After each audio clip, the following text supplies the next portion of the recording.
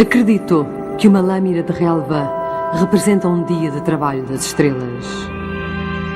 Assim escreveu o poeta americano Walt Whitman. Quando o mundo natural e o domínio dos sentidos conspiram, a nossa percepção do maravilhoso deslumbra-se. Esta orbe mágica, esta terra, esta maravilha das maravilhas, esconde no seu seio locais especiais, pontos de referência no planeta, onde a natureza revela a sua verdadeira majestosidade.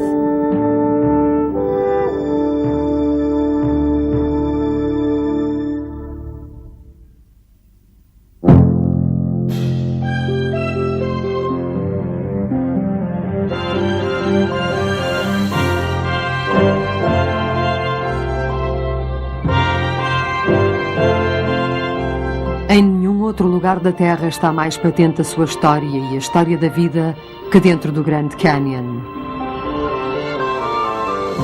Estendendo-se em profundidade desde algumas dezenas até mais de 1500 metros e em largura com uma extensão que vai dos 1500 metros a 30 quilómetros, este abismo, nas terras altas do noroeste do Arizona, assemelha-se a um molde de uma montanha invertida feito por um artista. Na verdade, Kaibab, a palavra nativa americana para designar o canyon, significa montanha deitada. O Grand Canyon é de facto um conjunto de desfiladeiros interligados, compreendendo mais de 2.500 km². Dado grande parte desta extensão ser tão difícil acesso, o canyon ainda contém territórios inexplorados. Se passearmos ao longo de um trilho do canyon, podemos começar por ver neve junto ao rebordo superior, passar por flores primaveris a meio caminho e acabar no calor do verão do deserto no fundo do canyon. Mas um passeio pelo canyon é muito mais que uma rápida travessia das estações do ano. Pode abrir a mente para a escala temporal de um planeta em mudança e para a história da vida ao longo de milhões de anos. Em 1963, o escritor Colin Fletcher tornou-se no primeiro homem a percorrer toda a extensão do Grand Canyon, cerca de 420 quilómetros marcados pela sinuosidade do Rio Colorado. Mas os quilómetros por si só não chegam para exprimir a distância que Fletcher, em última análise, iria percorrer durante a sua viagem ao passado. Ocorre-me agora, por um breve momento, enquanto descia o desfiladeiro, vi os séculos desfilarem perante mim e recuarem no corredor do tempo que se estende atrás de nós.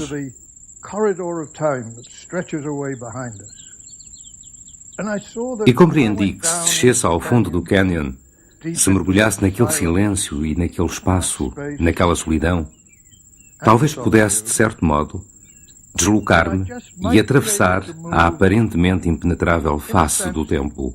Down and through the apparently impenetrable face of time.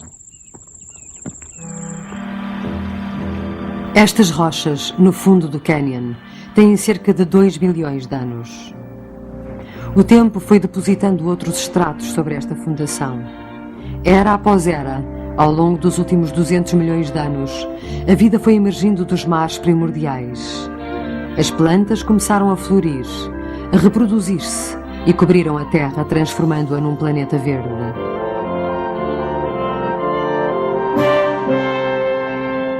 Lentamente, o Planalto do Colorado começou a erguer-se.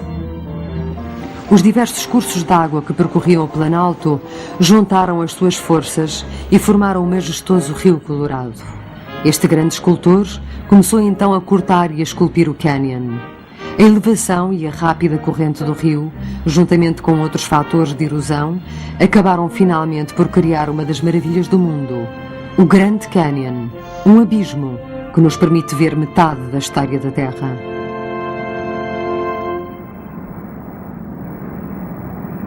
Este santuário é fruto do trabalho do rio. Tal como esta caverna, dentro dela caberiam dezenas de milhares de pessoas e, mesmo assim, continuaram a sentir-se insignificantes perante a sua imensidade.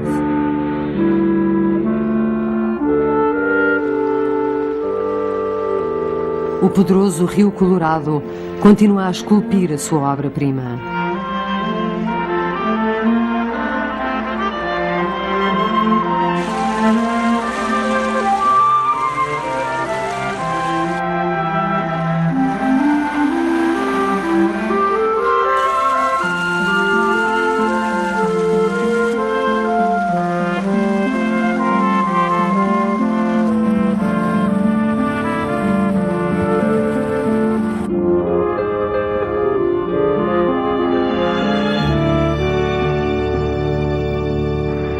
O Colorado que criou o Grand Canyon era um rio muito diferente do que hoje atravessa o Canyon.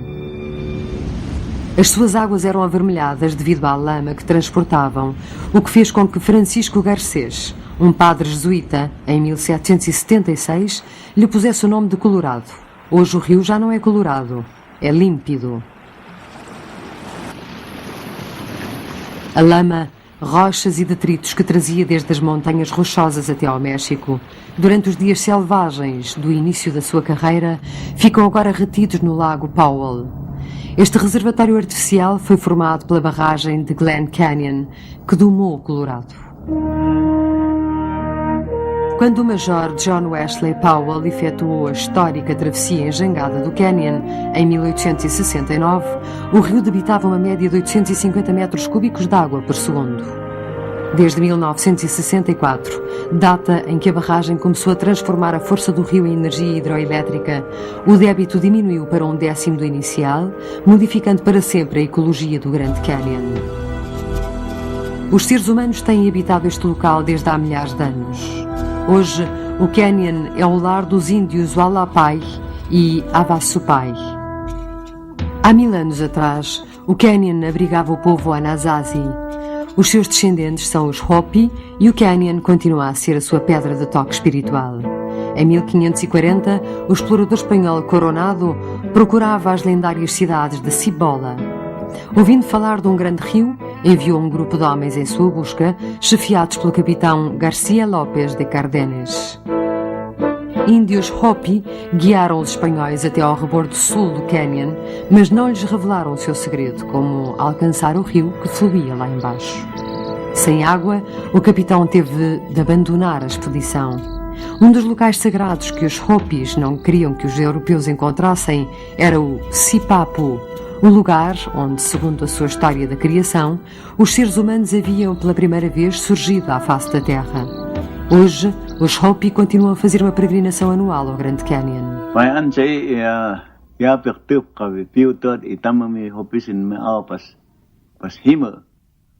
Este Grand Canyon é profundamente sagrado para nós, porque o povo Hopi e todos os nossos semelhantes vêm daqui.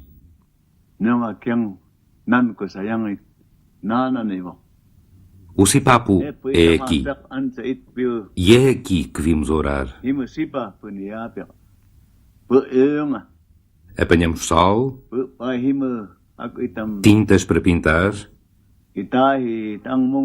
ervas e plantas que utilizamos nas nossas cerimónias.